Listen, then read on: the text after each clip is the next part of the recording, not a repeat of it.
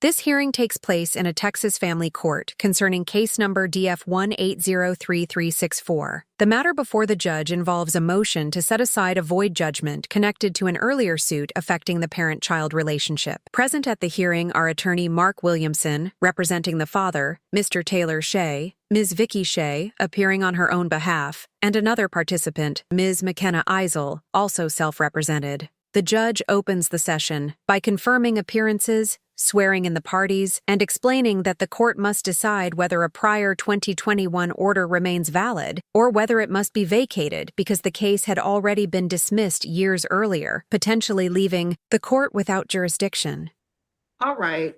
We're on the record in cause number DF1803364. Counsel, will you please announce for the record? Your Honor, I'm Mark Williamson. I represent the movement today, Taylor Shea, the father of the child. Thank you. I'm Vicky Shea. I'm representing myself. All right. I'm McKenna Isbell, and I represent myself. All right. Would all those who intend to testify, please raise your right hands and remove yourself off of mute. Do you swear or affirm that the testimony you'll give will be the truth and the whole truth? Yes, ma'am. Yes, ma'am. Thank you. You all may lower your hands. So we are here today on a motion to set aside a void judgment. I do have some exhibits that were pre-admitted, and we're going to go ahead and admit those now. So Miss Vicky Shea's exhibits A and B are admitted, and Mr. Taylor Shea's exhibits fathers F1, 2, 3, and 4 are admitted. All right, so we're going to take some testimony. It looks like an order in a suit affecting the parent-child relationship was entered by the court back on August the 24th of 2021. And there was a motion to set aside the judgment declaring that order void because at the time that the order was signed, the case had already been dismissed. Is that correct? Well, the challenge today is to the personal jurisdiction over Mr. Shea and what the court just mentioned, which is a technicality, order of pleadings issue. So to be clear, there's the issue of can one amend their pleadings after their case has been dismissed, and would an amended pleading that's not properly before the court support any order? Our position is no. But secondly, the order should be declared void for lack of personal jurisdiction on my client due to lack of service of process, no waiver of citation, no court appearance, general appearance by my client, and the fact that he didn't sign the purported order that was entered back in 2021. Okay. Without those, it's our position that without jurisdiction, the court could not have entered that order. Okay. Thank you, counsel. Let's see. Ms. Shea, did you want to go ahead and, because all you all are doing, you're giving argument of why the court should maintain this order. It should stay maintained. He lived in my house in August the 2021 because we were taking him back and forth to work. Your Honor, for the record, I need to object. Can I share my screen? Yes, go ahead. Your Honor, and while I'm doing that, I'd ask the court to take judicial notice of the contents of the file in this case. Yes, the court takes judicial notice of all contents of the court's file. Counsel, what is your legal objection? Goes beyond the scope of her pleadings. She filed a response to the petition on September the 2nd, 2025, wherein she said, how can I get this to work? She said, her answer says, I'm stating the lack of sufficient knowledge to admit or deny the allegations. As far as I know, we did not have court on August 19, 2021. So for her to now suggest that she does have personal knowledge, that goes beyond her pleadings. So that's our objection. Sustain. Okay, Ms. Shea, let me say it to you like this. What Attorney Williamson is saying is that at the time that the court signed this order, the court lacked personal jurisdiction, meaning there was some sort of violation to his client's due process rights because he was not served with a copy of your petition or put on notice about coming to court or anything like that. So that's what you would have to defend of why the court should maintain the order. And the order that you have was signed after this court back in 2019 signed an order dismissing the case. So your order that you have from August 24, 2021 was signed subsequent to the court dismissing the case.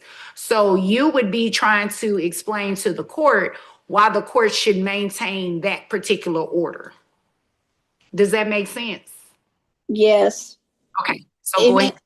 Okay, the Taylor Shea was living in our home in 21 in August because we were taking him back and forth to work. Julie emailed us the paperwork under my email. Same objection. I'm sorry, Your Honor. This goes beyond the scope of her pleadings. Her admission that she doesn't have personal knowledge sufficient enough to either admit or deny my client's allegations. Sustain.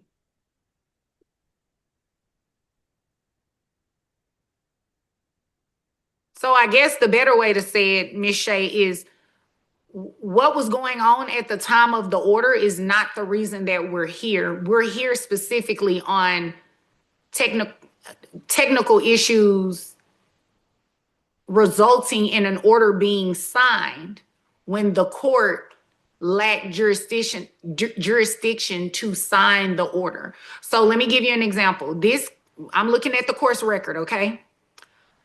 This court back August 30th of 2019 signed an order dismissing this suit, okay? Yes, that's back when in January 4th. Kim Cooks, I didn't know Kim Cooks dismissed it. Okay. This was all new to us. Okay. As of now. Let me just walk you through it. She dismissed the case back then, okay? Yes.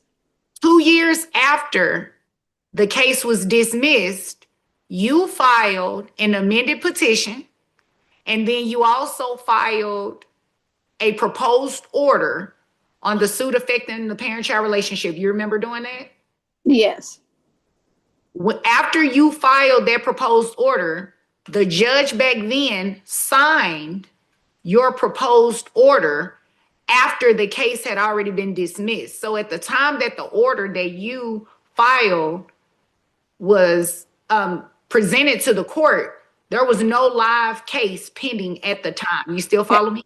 Yeah, but I didn't know that case got dismissed until here recently when I got these papers. When I went down to get these papers, I did not know it was dismissed. None of us knew it was dismissed. I was getting papers for school. Okay, understood. Because none of us knew it was dismissed. Okay. And then when I got these papers, he was living in the house. He signed the paper because I had the email. He read the papers. I'm going to object to any testimony that goes beyond the scope of her pleadings. Sustain. What's striking in that opening exchange is the judge's patience. These first minutes show how legal language like jurisdiction and void judgment can confuse ordinary people. The judge steadily translates abstract procedure into everyday words, reinforcing that due process, notice, and proper filing isn't a mere technicality. It's the foundation of fairness. I'm about to start sharing it again if I have permission. Mr. Shea, tell the court your name, please. My name is Taylor Shea. And are you the father of the child that's the subject of this case? Yes, sir. All right. May I share my screen, Your Honor? You may. All right.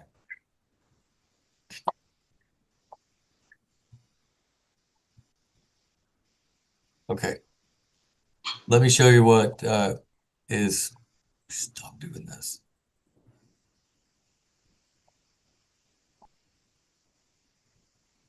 Beg your pardon, Your Honor. All right. Fathers 4 is your requested ruling, correct? Yes. You're asking the court to vacate the prior order, correct? Yes. All right. Fathers 1, that's a copy of the order that the judge signed. And I'll ask you, on the last page, did you sign that order? No. Is that your signature?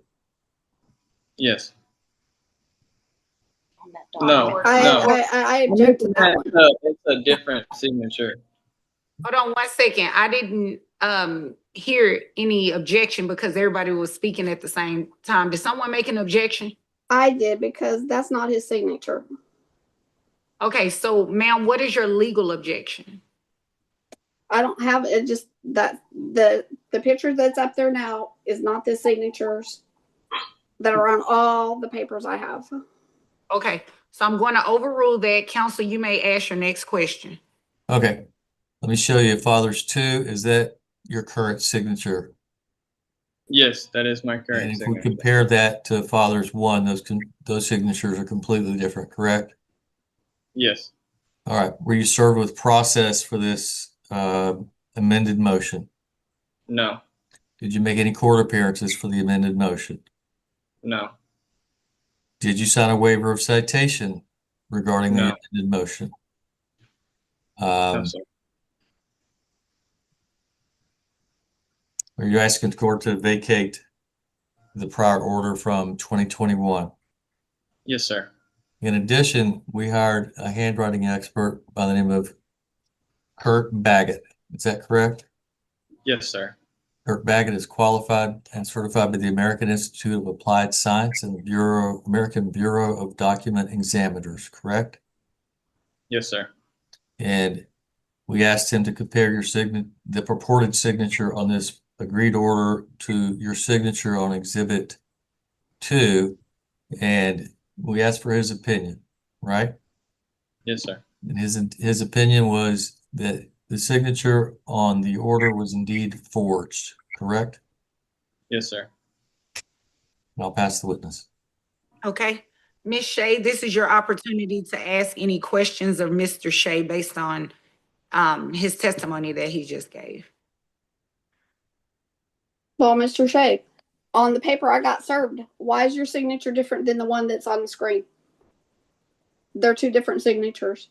This segment touches the human side of paperwork. A disputed signature sounds mundane, yet it represents trust and accountability. The father calmly asserts he never signed the order, while counsel backs it with an expert report. In family cases, even small clerical details can carry deep emotional consequences, proof that accuracy in documentation protects everyone.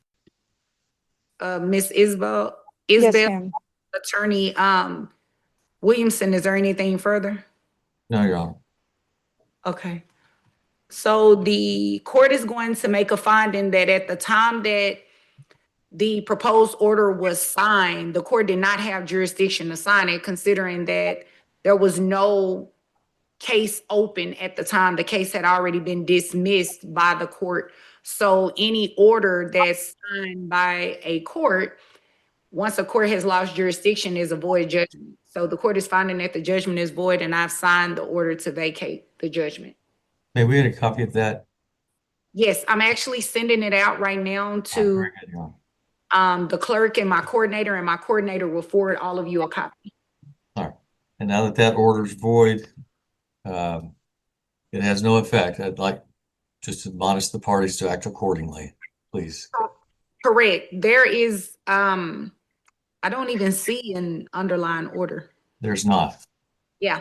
So there is not an underlying order. If you all decide at some point in the future that you would like to come back and put something in place, we will entertain it at that time. But as of right now, there is no order that exists between the parties. Okay, Very good, Your so Honor. on the child in question, Yes, ma'am. is she able to stay here with me until we get this all settled? That is a great. Because Mr. Shea just Yes, I would like to know that too. Mr. Shea said he's leaving town next week. He's leaving for a week. He told my spouse that. Okay, I muted you because I'm speaking and you're speaking over me.